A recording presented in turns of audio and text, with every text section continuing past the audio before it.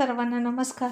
कोवळी कळी या स्टोरीचे 67 एपिसोड यापूर्वीच अपलोड केलेले आहेत. ते कृपया ऐकण्यासाठी आपल्या चॅनलला भेट द्यावी. कुसुम कुबेरला म्हणाली की आता खरंच ज्या बायका बाहेर शेण खातात त्यांच्या चड्डीला आता कुलूपच लावूया.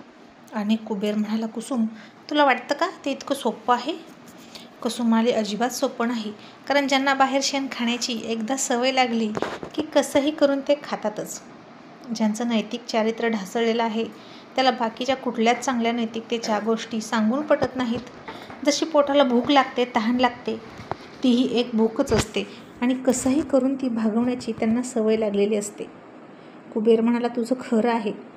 कुसुम म्हणाली, मला सांगा, तहान लागल्यावर आपण गटारातलं पाणी पितो का हो? नाही ना.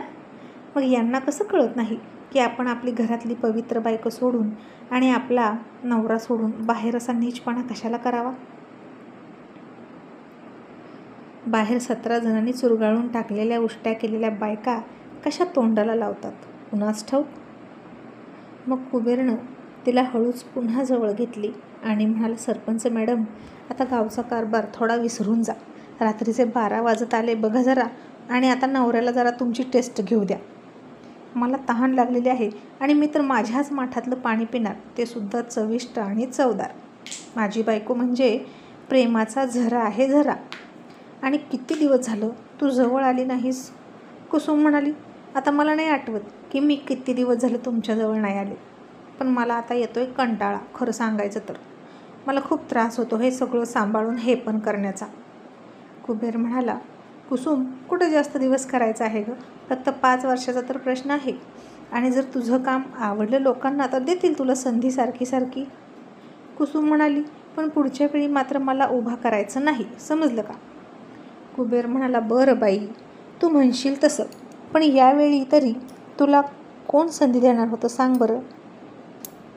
आरक्षण ओबीसी महिला होतं म्हणून तुझा चान्स लागला, नाहीतर या पुरुष मंडळीला आवडतं का बायकांनी कारभार केलेला? घरातलाही नाही आणि बाहेरचा सुद्धा नाही. त्यांना नेहमी आपल्याच हातात कारभार हवा असतो. कुसुम म्हणाली, पण तुमचं तसं नाही हो. तुम्ही तर जिथे तिथे मलाच कारभारीण करता. कुबेर म्हणाला, कारण तुला तर माहीत आहे मला किती अक्कल आहे व्यवहार करण्याची. मी बघतो नेहमी दुसऱ्याचाच फायदा आणि इमोशनल होऊन जातो. आणि जरा जर इमोशनल होऊन कारभार केला असाच तर मग कल्याणच कल्याण. आपल्या घरात तू आहेस म्हणून घर आहे, लक्षात ठेव. तू जास्त शिकलेली नसली तरी व्यवहाराला चतुर आहेस म्हणून ही संधी तुला दिली आणि त्याच संधीचं सोनं करण्याची आता तुला संधी चालून आलेली आहे. कुसुम म्हणाली, मग एक सांगा, याआधीसुद्धा किती सरपंच होऊन गेले हो? त्यांनी का आपल्या गावाचा विकास केला नाही? अहो, साधा रस्ता करू शकले नाहीत ते. आणि मी आता बघते की कितीतरी अनुदान येतं, बिलं येतात, मग ते पैसे एवढे सगळे जातात कुठे? कुबेर म्हणाला, जातात की त्यांच्या घशात. मग त्यांच्या बुडाखाली फिरवायला 20-20 लाखाच्या गाड्या कुठून येतात? याच पैशातून. लगेच बंगले उभा राहतात, जमीन घेतात, नदीवरून पाईपलाईन करतात, ते याच पैशातून. आणि जनता आपली बसते बोंबलत यांना मतं देऊन. कुसुम म्हणाली, बाप रे, म्हणजे तिथला पैसा खातात होय? अहो, पण उद्या आपल्याला कोणी असं म्हणणार नाही ना की कुसुमनं पैसा खाल्ला? कुबेर म्हणाला, तो तू खाल्लास काय आणि नाही खाल्लास काय? लोक म्हणायचं ते म्हणणारच. लोकांकडे अजिबात लक्ष द्यायचं नाही. कुसुम म्हणाली, पण मला सांगा, इलेक्शनला मी उभा राहिल्यापासून तुम्ही किती पैसा उधळला हो? मग तो आपल्याला परत मिळणार आहे की नाही? आणि आता कुबेरने जीभ चावली. कारण जेवढं पण साठवलेलं होतं बँकेत तेवढं सगळं त्यानं काढून आणलं होतं आणि या इलेक्शनमध्ये उधळलेलं होतं. बाकीचे जे घोड्यावर घालणारे होते, कुबेर भावड्या लढ इलेक्शन, आम्ही आहोत तुझ्या पाठीशी असं म्हणून ते फक्त तोंडाच्या वाफा घालवतात पण पैशाची मदत करत नाहीत. त्यामुळे कुबेरने स्वतःजवळचा चिक्कार पैसा उधळला होता. मग आता तो गप्प आहे हे पाहून कुसुम म्हणाली, काय हो, काय विचारते मी? आपल्याला ते पैसे परत मिळणार की नाही? कुबेर म्हणाला, तू भ्रष्टाचार केला तर नक्की मिळेल. कुसुम म्हणाली, नाही बाबा, मला तसलं जमणार नाही. मी सारखी सगळ्याला सांगत असते की आपण जसं करतो तसंच फेडतो आणि मीच तसं करू का? मी चुकीचं काम करणार नाही. मला ते जमणार नाही. ते पैसे गावावरून ओवाळून टाकले असं समजेल मी. कुबेर म्हणाला, मग नको काळजी करू. इलेक्शनमध्ये जो पैसा गेला आहे ना जर देवाच्या मनात असेल तर तो बघ आपल्याला परत मिळणार म्हणजे मिळणार, तेही आपण काहीही घोटाळा भ्रष्टाचार न करता. आणि कुसुम म्हणाली, वाट बघा, म्हणे घोटाळा भ्रष्टाचार न करता पैसा परत मिळेल. आता काही चमत्कार होणार आहे की काय, आणि आकाशातून तुमच्या घरात पैशांचा वर्षाव होणार आहे असं तुम्ही बोलताय.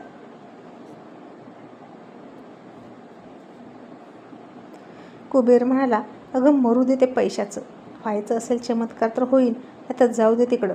आता मला तुझा चमत्कार दाखव असं म्हणून त्यानं तिची साडी वर केली आणि तिच्या तंगडीत तंगडी अडकवली आणि तो तिला कुस्करू लागला. तीही थोडी उत्तेजित व्हायला लागली आणि तिची झोपमोड झाली. तिची झोप आता हळूहळू उडायला लागली होती आणि ती पळून गेली. आता कुबेर अर्धा तिच्या अंगावर आला होता आणि तिचे मुके घेऊ लागला. आज त्याच्या तोंडाला तंबाखूचा खूप वास आला तिला आणि तिने त्याला दूर ढकलला.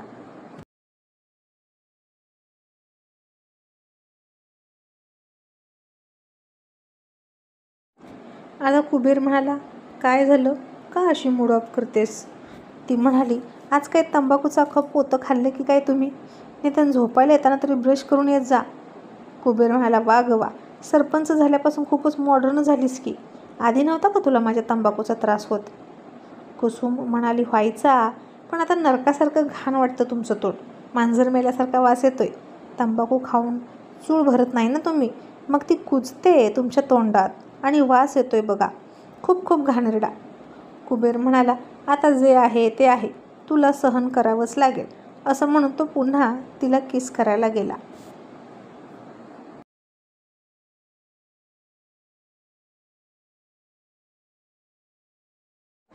आणि कुसुम म्हणाली, मग थांबा, मीही आलेच. तो म्हणाला, आता तू कुठे निघालीस? ती म्हणाली, आता मी सुद्धा उद्यापासून मिश्री घासणार आहे.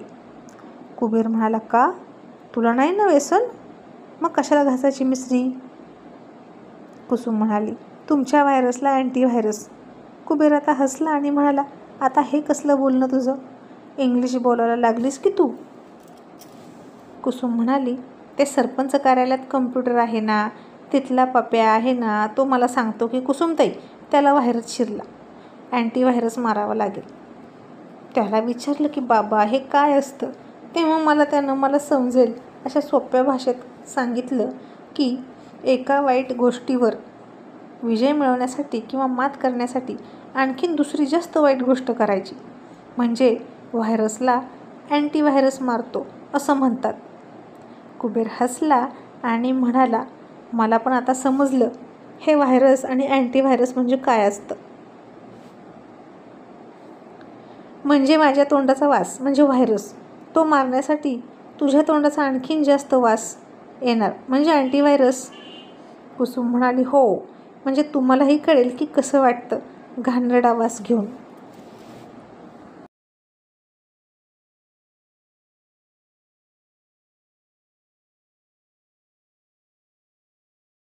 आणि कुबेर म्हणाला, गावाची प्रगती तर होतेच होते, पण कुसुम तुझ्यातही खूप प्रगती झाली बरं का. पण आता ऐक ना, आजच्या दिवस तेवढं सहन कर मला, उद्यापासून मी येईन ब्रश करून. मग ती म्हणाली, ब्रश कराल पण तंबाखू सोडणार नाही असंच ना? कुबेर म्हणाला, हे व्यसन की नाही बायकोच्या व्यसनासारखं असतं. आता तुझी मला लागलेली सवय जाते का? नाही की नाही, मग तंबाखूची पण सवय जात नाही. ती म्हणाली, पण माझ्यामुळे तुमचं काही नुकसान होणार आहे का? नाही ना, पण तंबाखू खाल्ल्यामुळे कॅन्सर होतो हे माहीत आहे ना? त्या गायच्या पुडीवर सुद्धा लिहिलंय की काय होतं ते.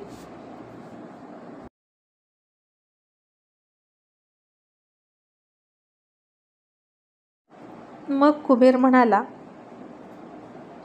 ठीक आहे, तंबाखू सोडतो आणि गुटखा खातो. ती म्हणाली, खा खा, गुटखा खा, पण त्या गुटखातला मधला ट काढून टाका, मग बघा काय होतंय. आणि कुबेरने विचार करून गुट खा या शब्दातला मधला ट काढला आणि शब्द तयार झाला, टिंब टिंब. आणि आता कुबेर पुन्हा हसायला लागला आणि तिला म्हणाला, खूपच चुरूचुरू बोलतेस ग तू कुसुम, तू इतकी हुशार कधी आणि कशी झाली? कुसुम म्हणाली, आता तुम्हीच मला कारभार करण्याची संधी दिलीत ना, मग झाले मी पण हुशार आणि केलं संधीचं सोनं. आता असा त्यांचा शब्दाला शब्द वाढत चालला होता आणि रात्रही पुढे पुढे सरकत होती आणि कुबेर तिला सोडतच नव्हता. मग ती म्हणाली, तोंडाजवळ तोंड घेऊन येऊ नका, मग काय करायचं ते करा. कुबेर म्हणाला, आता खाली जुळवलं की तोंडावर तोंड येतं, त्याला मी काय करू. लहान होतीस तेव्हा उंचीनं माझ्यापेक्षा कमी होतीस, पण आता तूही माझ्या तोडीस तोड झालीस, मग तोंडात तोंड तर जाणारच. मग ती म्हणाली, मग व्हा बाजूला, अजिबात माझ्याजवळ येऊ नका, मी तुम्हाला वर घेणार नाही. असं म्हणून तिनं त्याच्याकडे पाठ फिरवली. तसं त्यानं पुन्हा पाठीमागून तिला मिठी मारली. पण आज तिला सोडायची नाही असंच त्यानं ठरवलं होतं, काहीही झालं तरी. पण आता ती तरी त्याला मुद्दाम नकार देत नव्हती. तिचाही लटका रागच सुरू होता. मग पुन्हा त्याने तिला पाठीमागून मिठी मारून तिची छाती कुस्करायला सुरुवात केली. तसं तिच्या अंगामध्ये रोपांच्या लहरी उसळायला लागल्या आणि मग ती स्वतः होऊन सरळ झाली आणि त्याच्याकडे बघून हसायला लागली. तिचे खट्याळ डोळे सांगत होते की हे त्याला निमंत्रण आहे आणि ती तयार झाली होती त्याचं प्रेम प्राशन करण्यासाठी. मग तो तिच्यात प्रवेश करणार इतक्यात त्यांच्या दारावर रात्रीच्या 12:30 वाजता धाड धाड करून आवाज आला. तशी कुसुम घाबरली. कुबेरही खाली उतरला तिच्या अंगावरून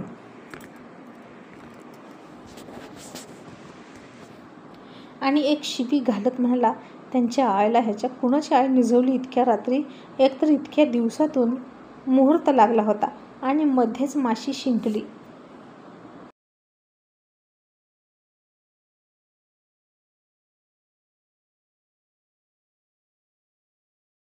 आणि इतक्या दरवाजीवरच्या टकटकीचा आवाज आणखीनच वाढला आणि ती म्हणाली, आहो, आता कोण आलं असेल. कुबेर म्हणाला, थांब मी बघतो. असं म्हणून त्यानं पॅन्ट घातली. तिनंही तिची साडी व्यवस्थित केली, ब्लाउजचे हुक लावले आणि दोघेही उठून उभा राहिले. मग कुबेरनं दरवाजा उघडला तर अचानक एक काळी बॅग काखेत अडकवलेला माणूस घरात शिरला आणि दरवाजा लावून घेत म्हणाला, मला इथे थोडं थांबू द्या. कुबेर म्हणाला, पण तुम्ही आहात कोण आणि घरात कसे आलात. कुसुमही घाबरली आणि कुबेरच्या पाठीमागं लपून बसली.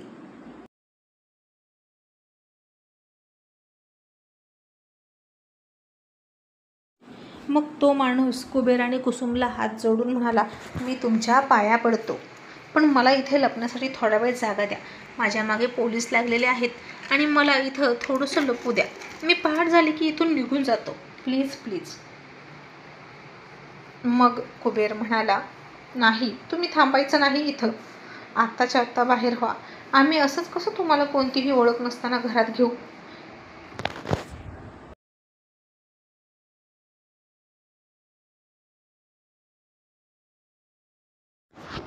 मग त्या माणसानं कुबेरच्या दोन्ही मुलांकडे पाहिलं आणि म्हणाला, ताई, तुमच्या मुलांसारखी माझीही मुलं आहेत, त्यांचा विचार करा आणि तुम्हाला तुमच्या मुलांची शपथ आहे, प्लीज मला वाचवा. मी तुम्हाला काहीही करणार नाही, माझ्यापासून तुम्हाला काहीच धोका नाही. आणि आता कुसुम आणि कुबेर दोघांचाही नाईलाज झाला. मग इतक्यात गावातून पोलिसांची गाडी फिरायला लागली. सगळीकडून त्या माणसाचा शोध घेत होती पोलीस गाडी. तो येताना तर याच गावात आलाय असं दिसत होतं, पण कुठे गायब झाला अचानक ते कळेना. सरपंच आणि गावाचे प्रमुख म्हणून कुसुम आणि कुबेरला बाहेर बोलवण्यात आलं आणि विचारलं की तो माणूस कोणाला दिसला का. कुबेर आणि कुसुम म्हणाले, नाही, आम्हाला तो दिसला नाही. मग पोलीस पुढच्या गावात रानमाळाने त्याचा शोध घेत घेत फिरत गेले. कुसुम कुबेर पुन्हा घरात आले. त्या माणसाला तिथंच त्यांनी पांघरून घेऊनच झोपवला होता.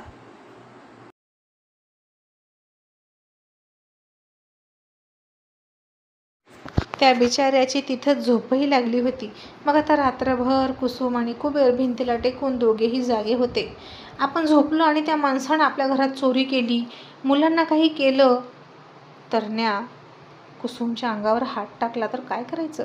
ही भलतीच बिलामत आपण गळ्यात बांधून घेतली की काय, असं दोघांनाही वाटलं. आणि आता सकाळ होण्याची दोघेही वाट पाहत होते. तो माणूस केव्हा झोपेतून जागा होणार याची कुसुम कुबेर वाट पाहत होते. मग कुसुम म्हणाली, आहो, आता काय करायचं, त्याला कशाला घरात घेतला. कुबेर म्हणाला, आता मी घरात घेतला का, तो स्वतः घरात आला की नाही, मग मी काय करू.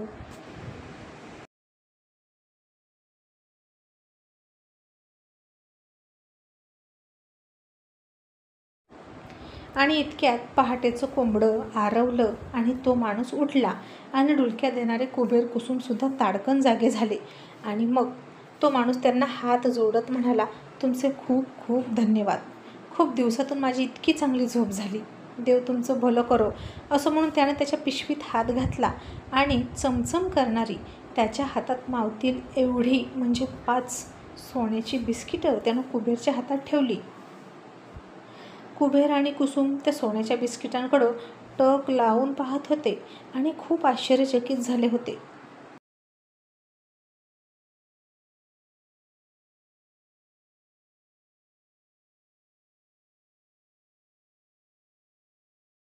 आणि तो माणूस म्हणाला, मी तस्कर आहे. मुंबईवरून हे सोनं घेऊन आलो आणि म्हणून माझी खबर लागली होती पोलिसांना आणि माझ्या मागावर पोलीस होते. तुमच्यामुळे मी आज वाचलो आणि माझा मालही वाचला. हे घ्या, एक छोटीशी भेट. थँक्यू. असं म्हणून तो त्या पहाटेच्या अंधारात गायबसुद्धा झाला. आणि आता कुबेर आणि कुसुमची पुन्हा झोप उडाली. ते बिस्किट बघून सोन्याची.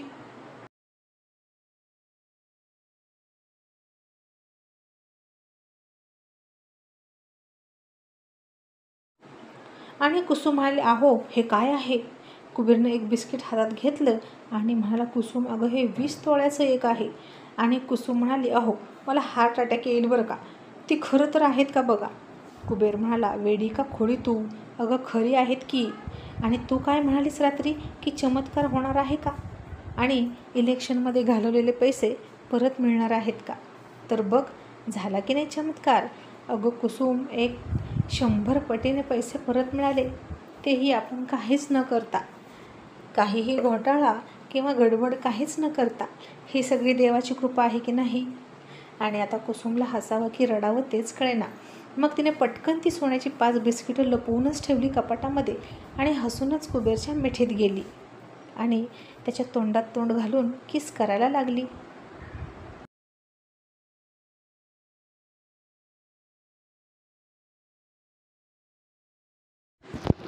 कुबेर म्हणाला, का गं आता तोंडाचा वास येत नाही का माझ्या. कुसुम म्हणाले, अहो तुमच्या तोंडात ना साखर पडो. अहो काही तोंड आहे तुमचं. तुम्ही म्हणाल तसंच कसं घडतं हो. मग या तोंडाचा राग कशी करू मी. असं म्हणून ती त्याचे मुकेच घेत बसली. तो म्हणाला, आता बास ग, झोपू दे मला. रात्रभर झोप नाही मला. ती त्याला मिठी मारत म्हणाली, नाही नाही आता नाही झोपायचं.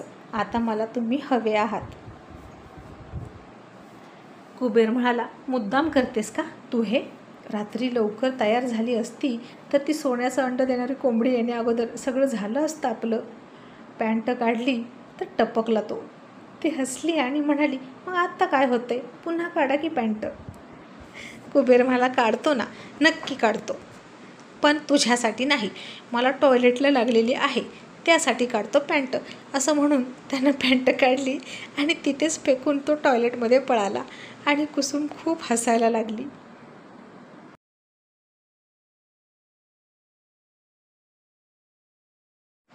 मग आज रात्रीसुद्धा कुसुम त्याला म्हणाली, अहो आपण दरवाजा उघडाच ठेवायचा का. आजही असंच कोणी आलो कालच्यासारखं तर. कुबेर म्हणाला, खोळी कुठली येडी गंगू. रोज रोज काय बापाची पेंड आहे का. आता कोणी सोनं घेऊन येणार नाही तर आता खरे खरे चोर सोनं लुटायला येतील. असं म्हणून त्यानं दार लावून घेतलं आणि काल रात्री तिच्यावर डल्ला मारायचा राहिलेला होता तो मारू लागला. आणि आज तो ब्रश करून आला होता आणि ती त्याच्या तोंडातून तोंड काढत नव्हती आणि त्यानं तिला खूप खूप कुस्करली.